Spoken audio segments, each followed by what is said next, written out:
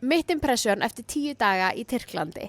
Það eru margir góðir hlutir við Tyrkland og líka ýmislegt sem að ég fíla kannski ekki alveg og ég ætla að segja frá því. Númer 1 sem ég elska er að það er geggjað veður hérna.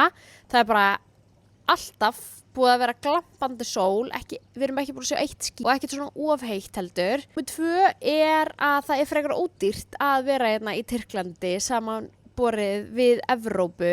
Þau eru með sinn gjaldmiðil sem heitir líra og það er mjög ódýrara að kaupa allt hérna í Tyrklandi. Það er mikið partí hérna, ég veit eiginlega ekki hvort að það sé jákvætt eða neikvætt. Það er bara, þú veist, í gær var sunnudagur og það var bara búm, búm, búm, endalaus músík langt fram á nótt. Þannig að þetta er geggjaður staður fyrir þá sem að vilja fara í partíferð. Maturinn hérna, sko, það er eiginlega bara hægt að borða kebab hérna. Það er svona það sem er hægt að borða ódýrt hérna. Síðan er matur sem er bara stílaður inn á enska túrista. Það er bara English breakfast út um allt og verðin þá í pundum.